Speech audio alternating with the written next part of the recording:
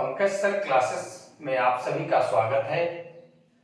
आज हम लोग पढ़ेंगे कि अवकारक किसे कहते हैं, रिड्यूसिंग एजेंट किसे कहते हैं, और दूसरा जो प्रश्न है ऑक्सीकारक किसे कहते हैं, ऑक्सीडाइजिंग एजेंट किसे कहते हैं। छोटा प्रश्न है, छोटा आंसर है, लेकिन है बड़ा टिपिकल। ध्यान से समझेंगे, शब्द का अर्थ समझेंगे और शब्दों का भी खेल है। आइए देखें कि जिस पदार्थ का ऑक्सीकरण होता है वह अवकारक कहलाता है। हमने प्रश्न लिखा अवकारक किसे कहते हैं। आंसर है कि जिस पदार्थ का ऑक्सीकरण होता है वह अवकारक कहलाता है। दूसरा प्रश्न है कि ऑक्सीकारक किसे कहते हैं। जिस पदार्थ का अवकरण होता है वह ऑक्सीकारक कहलाता है। अब देखिए कि जिस पदार्थ का ऑक्सीकरण होता है उसका उल्टा यानी अवकारक कहलाता है। हमने क्या कहा कि शब्दों का खेला है। ध्यान रखिएगा याद करने के लिए कि जिस पदार्थ का ऑक्सीकरण होता है वह अवकारक कहलाता है और जिस पदार्थ का अवकरण होता है वह ऑक्सीकारक कहलाता है। अब एक उदाहरण से और समझने का प्रयास करते हैं। आप वीडियो के अंत तक बने रहें। एक भी प्रश्न का किसी प्रकार का डाउट आपके अंदर नहीं रहेगा। आइए कि जब हाइड्रोजन की प्रतिक्रिया ऑक्सीजन के साथ कराई जाती है तो क्या बनता है, जल बनता है। यहां देखिए कि हाइड्रोजन ऑक्सीजन प्राप्त कर, हमने लिख दिया ताकि आपको समझने में बाद में भी कोई परेशानी ना हो कि हाइड्रोजन ऑक्सीजन प्राप्त कर ऑक्सीकृत होता है। हाइड्रोजन ऑक्सीजन प्राप्त करके ऑक्सीजन का संयोग होता है यानी हाइड्रोजन ऑक्सीकृत हुआ, इसलिए हाइड्रोजन क्या है, अवकारक है। यहीं पर हमने क्या कहा कि जिस पदार्थ का ऑक्सीकरण होता है वह अवकारक कहलाता है। यहां हाइड्रोजन ऑक्सीजन प्राप्त कर ऑक्सीकृत होता है या हुआ, इसलिए हाइड्रोजन अवकारक है। अब आइए कि ऑक्सीजन क्या किया, तो ऑक्सीजन हाइड्रोजन प्राप्त कर अवकृत हुआ। ऑक्सीजन हाइड्रोजन प्राप्त कर अवकृत हुआ, इसलिए यहां पर ऑक्सीजन क्या है, ऑक्सीकारक है। हमने शुरू में ही कहा कि शब्दों का खेल है। ध्यान से समझिएगा और मुझे विश्वास है कि आप लोगों को अच्छे तरीके से समझ में आया होगा। अब आइए अगला जो प्रश्न है कि भोजन को दूषित या अप्रिय होने से रोकने के उपायों को लिखें। तो भोजन को दूषित या अप्रिय होने से रोकने के उपाय निम्नलिखित हैं।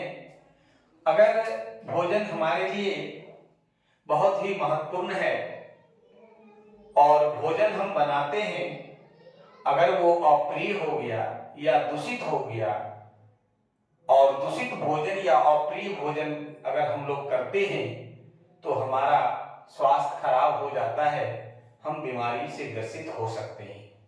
दूसरी ओर अगर भोजन को बर्बाद कर देते हैं तो हमें आर्थिक नुकसान उठाना पड़ेगा। ऐसे में हमें कुछ उपायों का सहारा लेना है जिसके माध्यम से हम भोजन को अप्रिय या दूषित होने से रोक सकते हैं। इसके लिए सबसे पहले ये जानिए हम लोग कि भोजन दूषित होता कैसे है।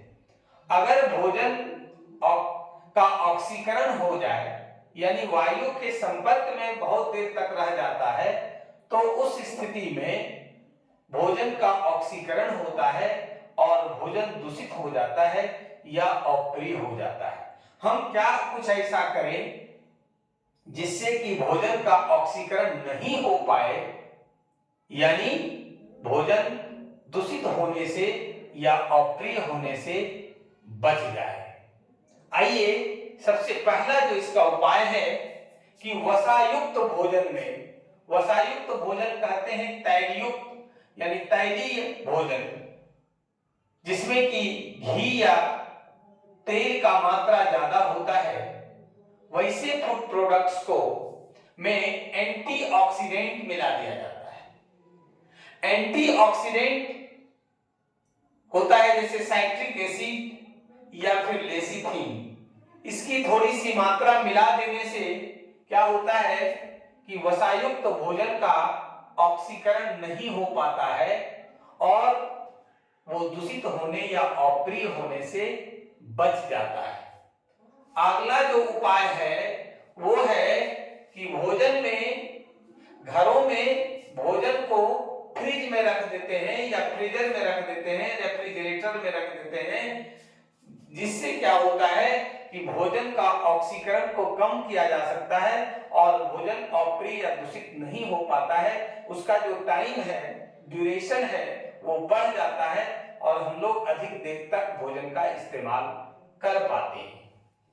तीसरा जो उपाय है कि भोजन को वायुरुद्ध बर्तनों में, यानी ऐसा बर्तन जिसमें कि हवा प्रवेश ना करे, हॉट स्पॉट टाइप का जो बर्तन होता है या जिसका ढक्कन बहुत टाइटली लग जाता है, वैसे बर्तनों में भोजन को रख करके वायु के संपर्क में नहीं आने से भोजन क्या होता है, भोजन का ऑक्सीकरण को कम कर सकते हैं या फिर उसको दूषित होने या अप्रिय होने से रोका जा सकता है। अब है बड़ा इंपॉर्टेंट प्रश्न कि दहन किसे कहते हैं, कंबशन किसे कहते हैं। तो किसी पदार्थ के ऑक्सीजन में जलने पर ऊष्मा और प्रकाश उत्पन्न होने की क्रिया को दहन कहते हैं। अब देखिए यहां पर कि कार्बन ऑक्सीजन के साथ जलता है, ऑक्सीजन की उपस्थिति में जलता है तो कार्बन डाइऑक्साइड गैस बनता है, ऊष्मा और प्रकाश उत्पन्न होता है। हम लोग कोई भी पदार्थ जलाते हैं, सब का सब कार्बन का बना है, चाहे वो लकड़ी हो, कोयला हो, गोईठा हो, पुआल हो या जो भी आप जलाते हैं और जलने के बाद उससे धुआं निकलती है, ऊष्मा और प्रकाश निकलती है, सब में कार्बन है और ये सब क्रिया दहन की क्रिया कहलाती है, कंबशन कहलाता है।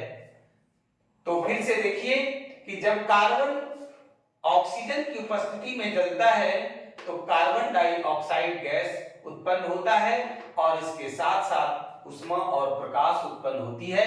यह क्रिया दहन कहलाती है, कंबशन कहलाता है।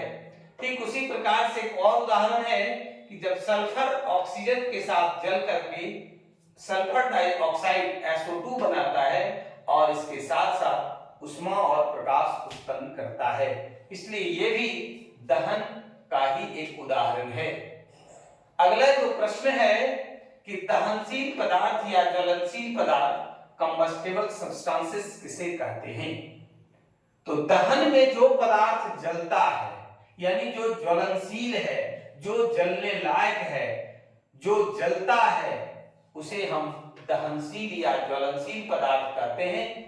जो भी आप जलाते हैं, लकड़ी, कोयला, पेट्रोलियम, इसके अलावा LPG, इसके अलावा गोईठा, लकड़ी, पुआल, जो भी है, जो भी जलता है, सब का सब दहनशील या ज्वलनशील पदार्थ कहलाता है। अब है अदहनशील या अज्वलनशील, नॉन कंबस्टिबल पदार्थ क्या है, जस्ट उसका उल्टा है। जो पदार्थ दहन में नहीं जलता है, आप कुछ भी कर लेंगे वो जलेगा नहीं, कितना ही टेम्परेचर दे दीजिए उससे मतलब नहीं है, कोई भी परिस्थिति क्रिएट कर दीजिए उससे भी मतलब नहीं है। कहने का मतलब जो दहन में नहीं जलता है वो पदार्थ अदहनशील या अज्वलनशील पदार्थ कहलाता है। इसलिए हमने लिखा कि अदहनशील या अज्वलनशील पदार्थ क्या है, नॉन कंबस्टिबल सब्सटेंसेस क्या है। तो दहन में जो पदार्थ नहीं जलता है उसे अदहनशील या अज्वलनशील पदार्थ कहते हैं, जैसे ईंट, पत्थर, बालू आदि। ये सब जो है ईंट पत्थर बालू को आप किसी भी परिस्थिति में दहन की क्रिया नहीं करा सकते हैं, वो नहीं जलता है।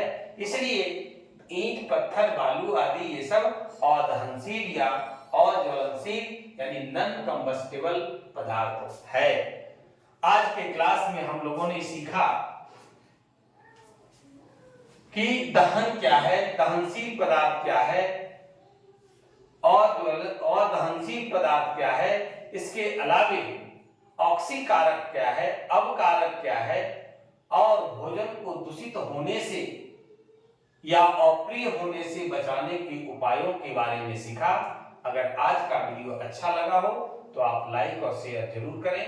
जो लोग चैनल को अब तक सब्सक्राइब नहीं किए हैं, चैनल को सब्सक्राइब करें। आज की क्लास में बस इतना ही। धन्यवाद।